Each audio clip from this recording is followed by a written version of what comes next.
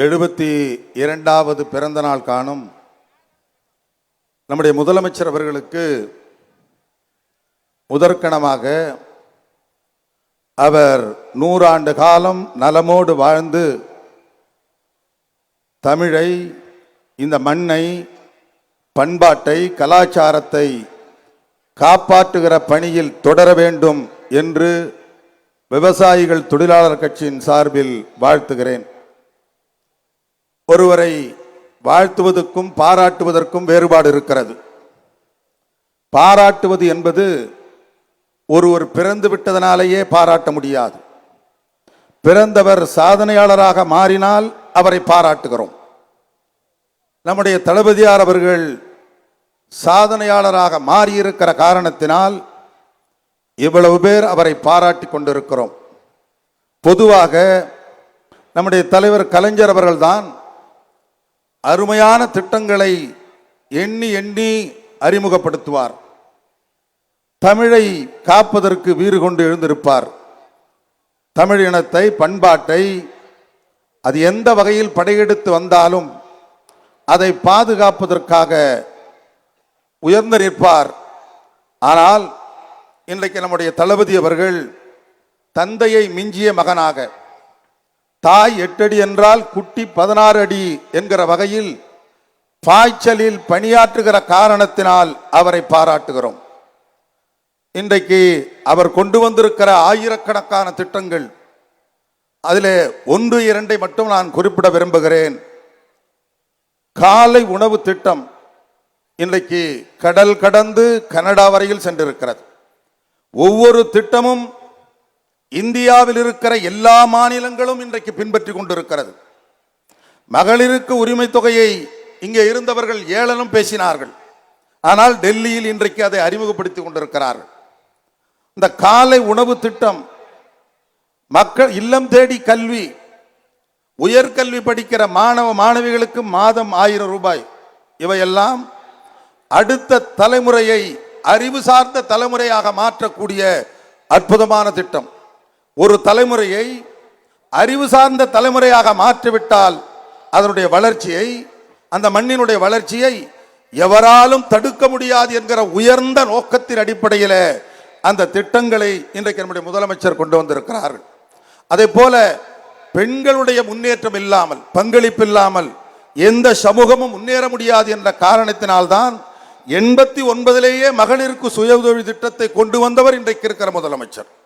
இன்றைக்கு அவர் மகளிருக்கான உரிமை திட்டம், இலவச பேருந்து, பெண்கள் உயர்கல்வி படிப்பதற்கு மாதாந்திர ஊதியம், இவையெல்லாம் பெண்களை சமத்துவப்படுத்துவது மட்டுமல்ல, ஒரு நாட்டின் வளர்ச்சியை அடுத்த நிலைக்கு கொண்டு செல்லக்கூடிய அரிய திட்டங்கள். அதே போல மக்களை தேடி மருத்துவம், அற்புதமான திட்டம். அண்மையிலே முதலமைச்சர் சொன்னார்கள், இந்தியாவினுடைய மருத்துவ தலைநகர் சென்னை.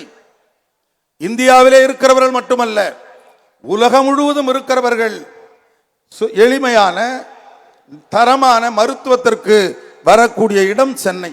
நான் கேட்கிறேன், ஒரு சிறந்த மருத்துவம் இங்கே கிடைக்கிறது என்றால் சிறந்த மருத்துவர்கள் இருக்கிறார்கள் என்று பொருள்.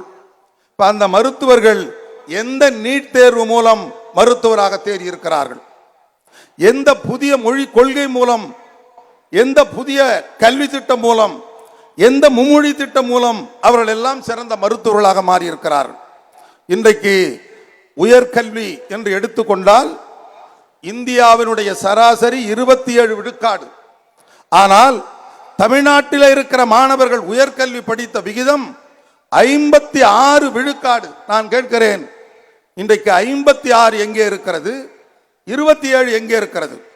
எந்த புதிய கல்விக் கொள்கை இந்த மாணவர்களை இந்த நிலைக்கு உயர்த்தியது? எந்த மும்மொழி கொள்கை இந்த அளவிற்கு உயர்த்தியது? எல்லோரும் சொல்லுகிறார், இந்தியை படித்தால் முன்னேறலாம். நான் கேட்கிறேன், இந்திய படித்தவர்கள் எங்க இருக்கிறாங்க? இந்தி படித்தவர்கள் எல்லாம் சோத்துக்கு தமிழ்நாட்டுக்கு வந்து கொண்டு இருக்கிறார்கள். இந்தி மொழியில் என்ன இருக்கிறது? பேரறிஞர் அண்ணா அவர்கள் பேசிய ஒரு சிறிய பேச்சு அண்மையிலே வலைத்தளத்தில் வந்து, இணையதளத்தில் வந்தது. அவர் பேசுகிறார், வடநாட்டுக்காரர் ஒருவர் நீங்கள் முயன்றால் இந்தியை 3 மாதத்தில் படித்து விடலாம் என்றார். நான் சொன்னேன் ஆமாம் என்றேன். உடனே அவர் ஆச்சரியமாக கேட்கிறார், எப்படி ஒத்துக்கொண்டீர்கள் என்று. அதற்கு மேல் படிப்பதற்கு அந்த மொழியில் என்ன இருக்கிறது என்று கேட்டேன் என்று அருமையாக அண்ணா பேசிய பேச்சை அண்மையில் வலைதளத்தில் பார்த்து, என்ன இருக்கிறது? இன்றைக்கு சமஸ்கிருதம், இந்தி மொழி, சமஸ்கிருதம் செத்த மொழி. உலகத்தில் 17,000க்கும் அதிகமான மொழிகள் இருக்கிறது. அதில் தொன்மை வாய்ந்த மொழிகள் என்று 6 நாம் குறிப்பிடுகிறோம். இந்த 6ல் 4 பேசாத மொழி, செத்த மொழி. அது சமஸ்கிருதம் 1. ஆனால் தமிழும் சீனமும் மட்டும்தான் 2000 ஆண்டுகளை கடந்த மொழி என்று எண்ணிக்கொண்டிருந்த நிலையில் நம்முடைய முதலமைச்சர் அவர்கள் மேற்கொண்ட தொல்லியல் அகழ்வாய்வு மூலம் கீழடியில் கிடைத்த உடைந்த மண்போடு, அந்த மண் ஓட்டிலே இருந்த எழுத்து, அதை பகுப்பாய்வு செய்த பொழுது 3500 ஆண்டுகளுக்கு முந்தையது என்கிற ஒரு வரலாற்று சிறப்புமிக்க செய்தி வந்திருக்கிறது. இன்றைக்கு தமிழ் மட்டும்தான் உலகத்தில் 3500 ஆண்டுகளுக்கு முற்பட்ட மொழி. இந்த மொழியை அழிப்பதற்கு இன்றைக்கு மத்திய அரசு முயன்று கொண்டிருக்கிறது. நம்முடைய முதலமைச்சரை ஏன் பாராட்டுகிறோம்? இந்தியாவிலே பல மாநிலங்கள் இருக்கிறது, பல முதலமைச்சர்கள் இருக்கிறார்கள், பல அரசியல் கட்சி தலைவர்கள் இருக்கிறார்கள்.